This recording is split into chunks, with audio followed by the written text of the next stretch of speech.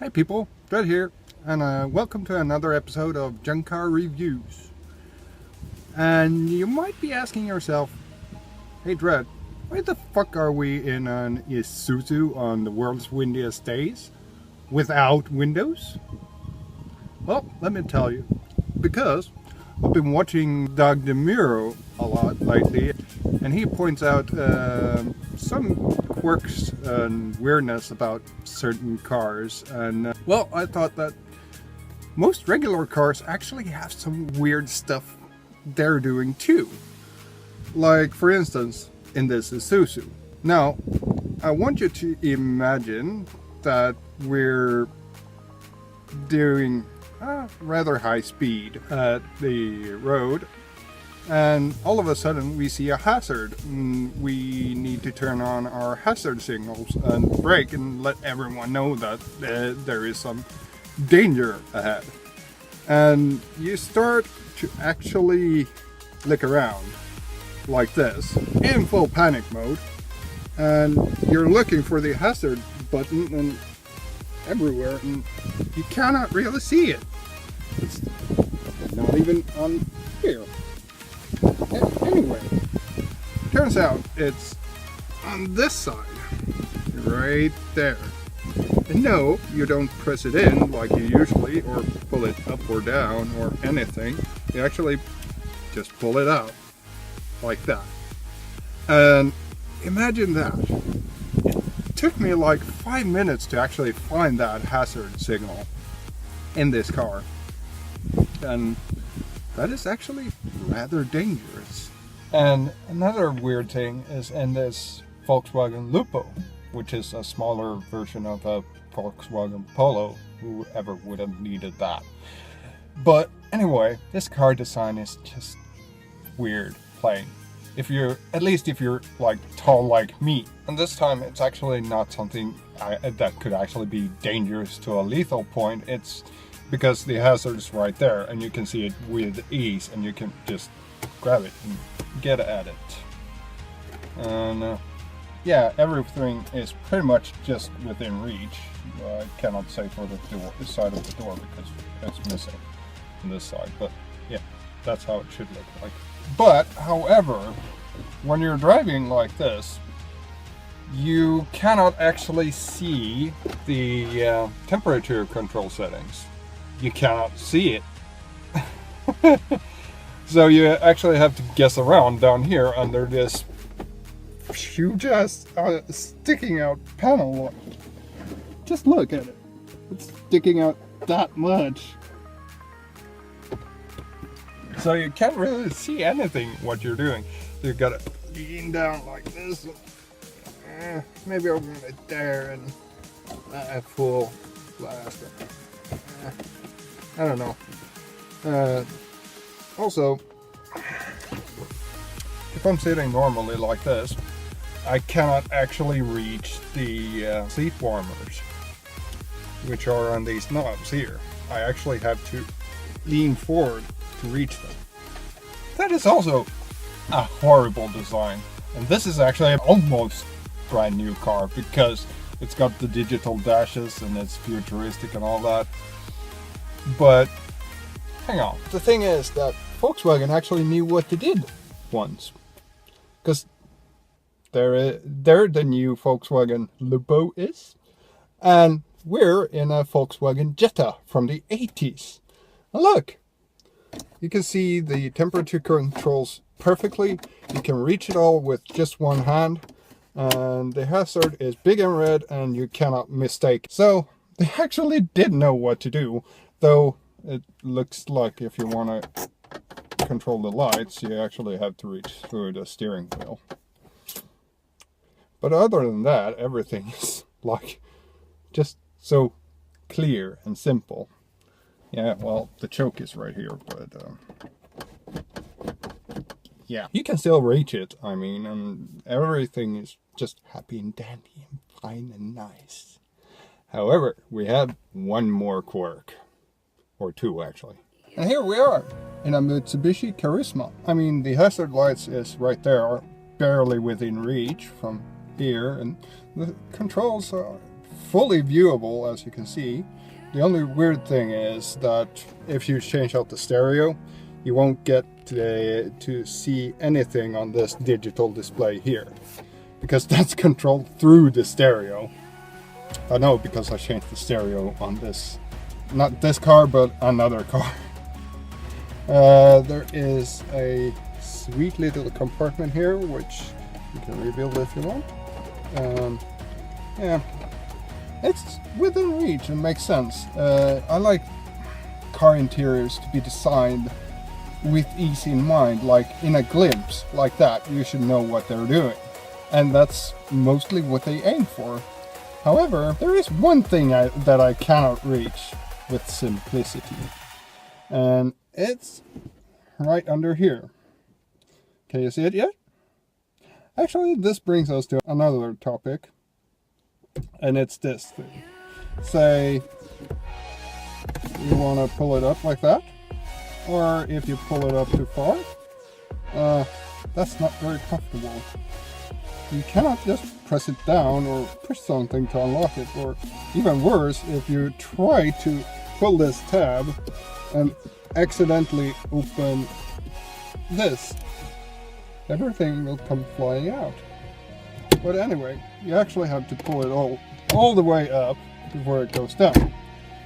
And the thing is this: if you're in winter mode, which happens in this country a lot, because it can snow in anything between December to March and all through April. But if you're in winter mode, you want your ass very toasty.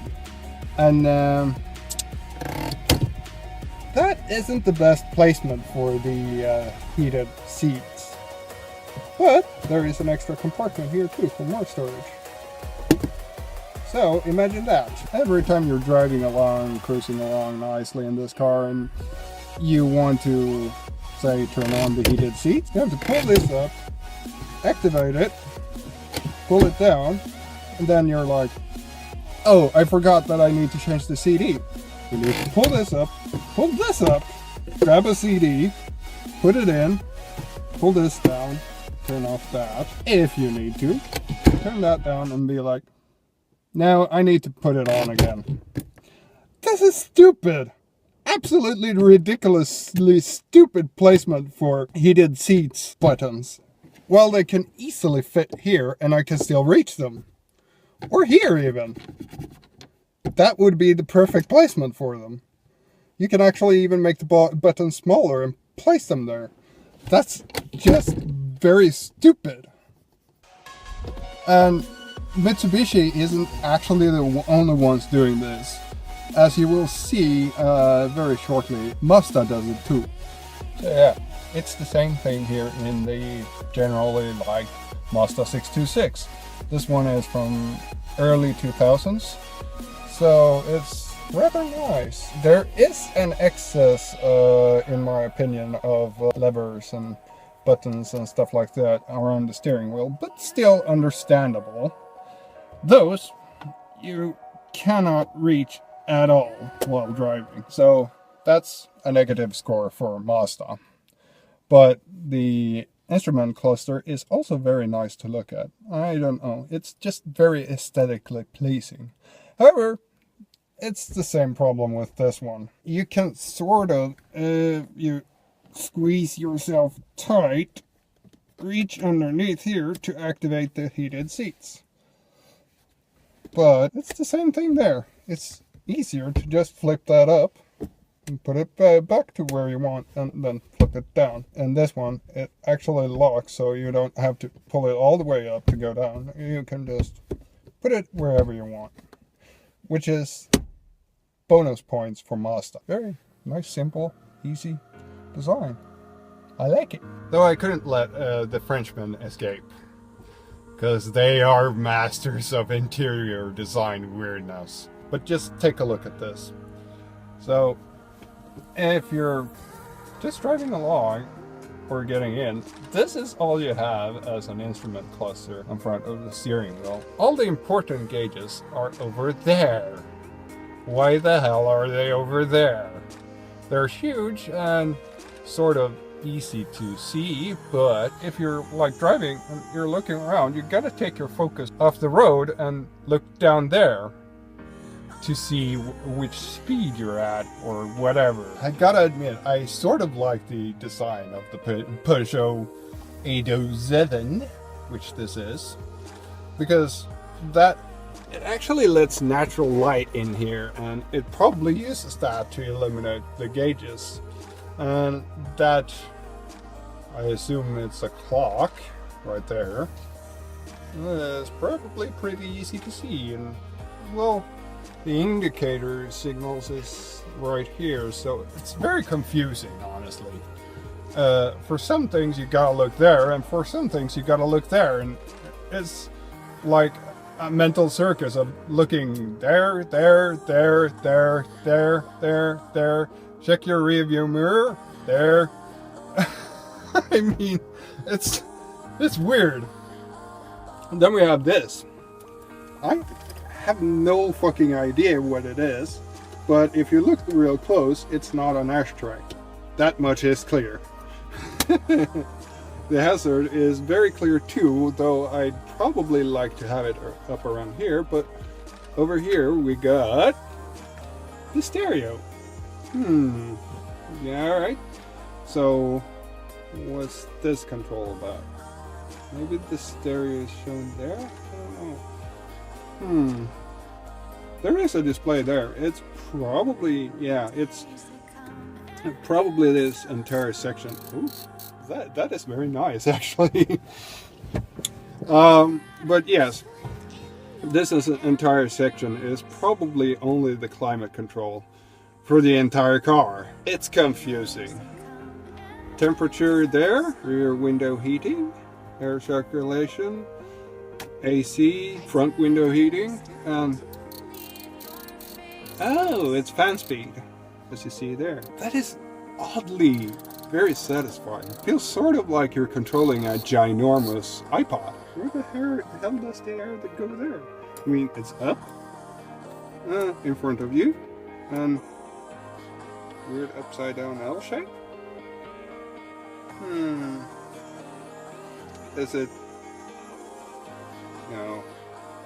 That it sort of looks like an upside down car seat, but it's not. That is weird. That is a very weird button. But another thing that the French people are very good at is hidden compartments. Look, see, it's very neatly designed, but there's one there, one there, one down here, which is ginormous, one there for your drinks, one there for everything else. Usually, yeah, that's the central locking button. But usually there is a compartment here for your sunglasses. There is a huge ass compartment right there. Sort of got a feel for where the hidden compartments are because they're everywhere, trust me. And they're not at a glance very obvious, as we see here. We got one more weird thing about one weird car that we gotta show. So, do any of you recognize this view? Yes, we're in the Saab 99. We haven't gotten rid of it, and we're actually trying to get it started. But yes, the weird thing is in this car, and it's not up here, because everything makes sense. I really actually like the instruments here. They're very clear and make a lot of sense. The temperature control, perfect. But yeah, there's the hazard signal. Not too hard to figure out where that was. Lights for the panel, different settings on the lights. I did not know that. We actually have a show.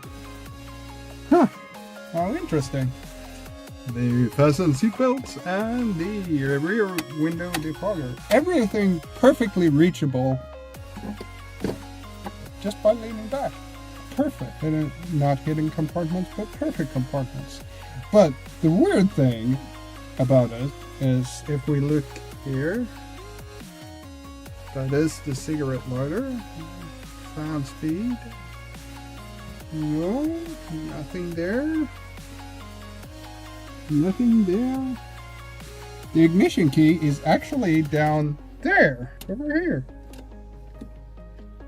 And normally you gotta have it in reverse to actually get the key out, but you can get the key out in most Saabs anyway without any trouble whatsoever. And the parking brake makes sense, but yeah, this is weird. Why the fuck do you have it down there? You cannot even reach it while sitting back. So that's, I just don't get it.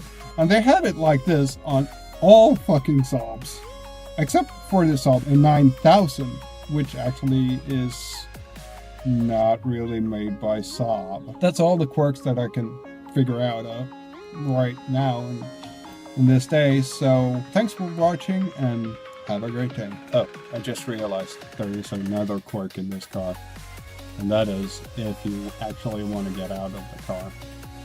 Take a look at this. Yep, no door handle. Ow. The door handle is actually down below here. There. That is very interesting, huh?